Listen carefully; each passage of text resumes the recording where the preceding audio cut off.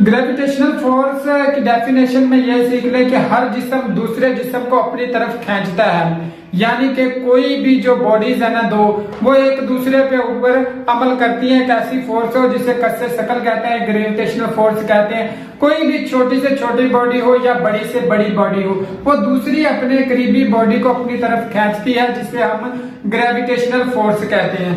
अब हम कोई स्टूडेंट के माइंड में ये कंफ्यूजन होती है कि ग्रेविटेशनल फोर्स का ताल्लुक सिर्फ जमीन से ही है। ऐसा बिल्कुल भी नहीं है। दुनिया में मौजूद हर शय दूसरी शय को अपनी जानब खींचती है और वो ग्रेविटेशनल फोर्स कहलाती है। अब सिर्फ क्योंकि इस वक्त हम जमीन पर मौजूद है और जमीन काफी बड़ी है और इसकी ग्रेविटेशनल फोर्स भी उसी हिसाब से काफी ज्यादा बड़ी होती है, इसीलिए दूसरी जो ग्रेविटेशनल फोर्सेज हैं छोटी चीजों के दरमियान वो अमल नहीं कर पाती और जमीन की फोर्सेज की वजह से तमाम चीजें है ना वो जमीन की तरफ ही खींची चली जाती हैं। लेकिन अगर यही चीज हम दूसरी स्पेस में जाके देखें तो दूसरी छोटी से छोटी चीजों के दरमियान भी ये आपको फोर्स मिलेगी। अब बात कर लेते हैं इसकी पहले नंबर पे डेरिवेशन की, यानी कि इसके फार्मूले को समझ लेते हैं।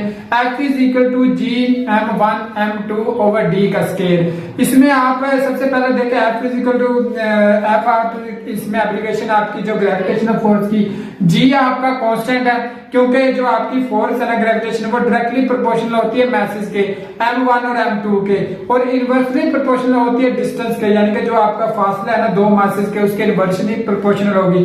अगर मैसेज ज्यादा बढ़ेंगे तो ग्रेविटेशनल फोर्स ज्यादा बढ़ेगी, अगर इसका डिस्टेंस है ना वो बढ़ेगा तो ग्रेविटेशनल फोर्स कम होगी, इसलिए ये इनवर्सली प्रोपोर्शनल है स्केयर डिस्टेंस के।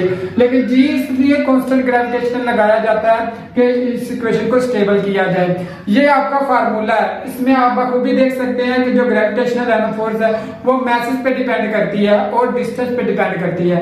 जितना मैस बड़ा होगा उतनी ग्रेविटेशनल फोर्स बड़ी होगी, जितना मैस कम होगा उतनी कश्य शकल कम होगी। इसी तरह डिस्टेंस जितना ज्यादा होगा उतनी कम होगी और जितना डिस्टेंस कम होगा उतनी फोर्स ज्यादा होगी, क्योंकि ये इनवर्सली प्रोपोर्शनल है डिस्टेंस के। ये आपका फार्मूला है, इससे आप हिसाब लगा सकते हैं कि जमीन क्योंकि साइज में बहुत बड़ी है, अगर जमीन के ऊपर मौजूद किसी भी चीज से आप उसका कंपैरिजन करें, इसी वजह से जो जमीन की कश्य शकल है वही अमल करती है। हर चीज जमीन की जानब ही आती है, इसके ऊपर ही गिरती है, इसके ऊपर ही पड़ी रहती है। दो चीजों को हम बिल्कुल करीब रख भी दें फिर भी वो एक दूसरे को खींच नहीं पाती।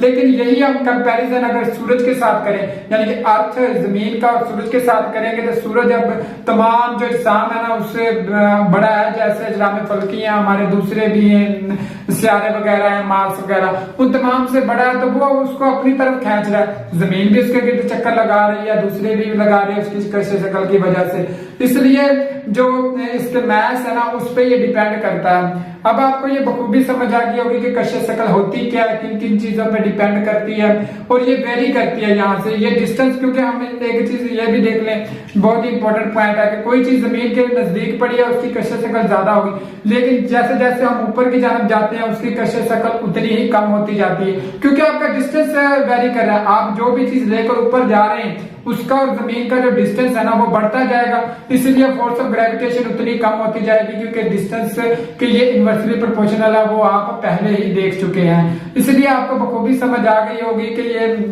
फोर्स ऑफ ग्रेविटेशन यानी ग्रेविटेशनल फोर्स क्या होती है, कहाँ कहाँ एग्जिस्ट करती है और किन किन चीजों पे डिपेंड होती है।